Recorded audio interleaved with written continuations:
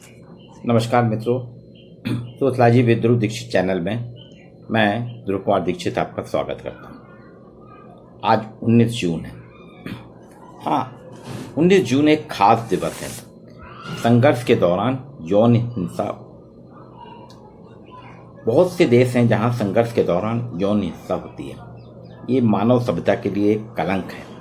इसके उन्मूलन के लिए 19 जून को अंतर्राष्ट्रीय दिवस मनाया जाता है, सेक्सुअल वायलेंस इन कॉन्फ्लिक्ट। 19 जून 2015 को संयुक्त राष्ट्र संघ की आम सभा में इस दिवस की घोषणा की गई थी।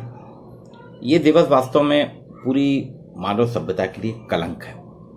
हिंसक संघर्ष के दौरान यौन हिंसा में जीवित बचे हुए जो पीड़ित हैं, लंबे समय तक जिन्होंने विनाशकारी दुष्परिणामों को भोगने के लिए मजबूर रहते हैं, उनको कैसे सुरक्षा दिलाई जाए, उनसे निपटने के लिए सर्वोत्तम इलाज वास्तव में ऐसे मामलों की पूर्णतः रोकथाम ही है। लेकिन फिर भी इनके साथ क्या किया जाए जिससे ये सम्मानपूर्ण जीवन जी सकें और अपना जो बचा हुआ स्वास्थ्य है, अपना जीवन है, उसको अच्छे से कर सकें। क्योंकि कई देशों में ऐसा होता है कि जब भी लड़ाई होती है, लड़ाई के दौरान हिंसा जब होती है, संघर्ष होता है, उस संघर्ष में, हिंसा में, संघर्ष में यौन उत्पीड़न होता है। उसकी पहली शिकार महिला होती है। अब उस महिला की बहुत बुरी स्थिति हो जाती है। संयुक्त राष्ट्र संघ ने तो यौन हिंसा को एक क्रूर युद्ध नीति के तौर पर इस्तेमाल किया। वो कहते हैं ये तो क्रूर युद्ध नीति है। यूएन ने इथियोपिया के तिग्रे क्षेत्र का उल्लेख किया कि यहाँ पर यौन हिंसा के बेहद क्रूर मामले आए हैं। सामूहिक बलात्कार और अन्य ज्यादतियाँ यहाँ पे बहुत ज़्यादा हुई हैं। युद्ध तो हुआ, युद्ध के साथ साथ सामूहिक बलात्कार भी हुआ और अन्य ज्यादतियाँ भी हुई। इसलिए सुरक्षा परिषद ने कई प्रस्ताव पारित किए हैं, लेकिन आज भी हिंसा रुकी नहीं है। गत वर्ष के जो आंकड़े हैं 18 देशों के, वहाँ हिंसक संघर्ष में यौन हिंसा के 2500 से अधिक मामले सत्यापित हुए। ये वे मामले जो सत्यापित हुए, जो आए और जो नहीं आए, जिनकी रिपोर्टिंग नहीं हुई, उन मामलों की संख्या तो बहुत ज़्यादा है।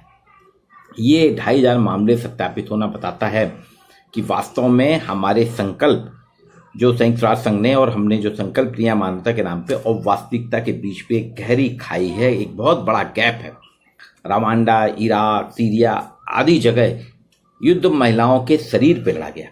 आने वाली अगर हम कभी इतिहास लिखेंगे तो इतिहास ऐसा लिखा जाएगा कि रवांडा, इराक, सीरिया आदि में जो युद्ध हुआ ना, वो वास्तव में महिलाओं के शरीर पे लड़ा गया। कोरोना से ये हालात और ज़्यादा विकराल हो गए और दिन प्रतिदिन कोरोना के कारण इन हालातों की ये हालात बिगड़ते जा रहे हैं। कलंक, असुरक्षा की भावना, बदला लेने का डर, जरूरी सेवाओं की कमी के कारण ये स्थिति और बिगड़ती जा रही है और दिन प्रतिदिन यौन हिंसा, सेक्सुअल वायलेंस इन कॉन्फ्लिक्ट, संघर्ष के दौरान यौन हिंसा में वृद्धि हो रही है। संयुक्त राष्ट्र संघ की प्रमिला पैटर्न कहती हैं, जीवितों के लिए सुरक्षित माहौल में आगे बढ़कर कष्ट निवारण के प्रयास बहुत ज़्यादा महत्वपूर्ण हो जाते हैं।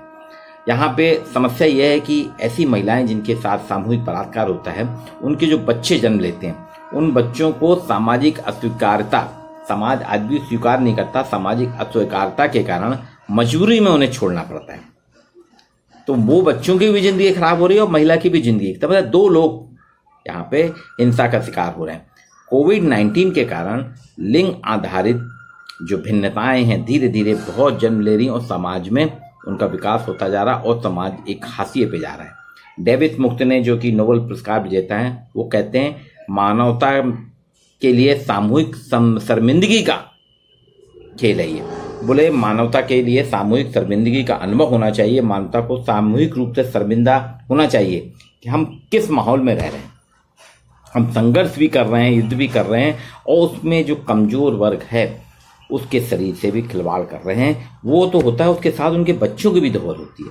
इसलिए 19 जून 2015 को संयुक्त राष्ट्र संघ ने एक आम सभा में एक पारित किया था कि हर साल 19 जून को ऐसी महिलाओं की सुरक्षा के लिए, जो संघर्ष में यौन हिंसा उन्मूलन के लिए ये दिवस मनाया जाता है। आइए, आज का दिन उन सभी महिलाओं के लिए समर्पित है जिन्होंने इस संघर्ष के दौरान यौन हिंसा को भी झेला। संघर्ष को तो झेला है, साथ में यौन हिंसा का भी शिकार हुई हूँ और हम मानवता हमारी संसार हो रही है उसको बचाने का प्रयास करें कि इस प्रकार की घटनाएं कहीं ना हो। क्या यूरोप में, क्या भारत में, या पश्चिमी देशों में, किसी भी देश में नहीं होना चाहिए। ये सबसे ज़्यादा शर्मिंदगी की बात है।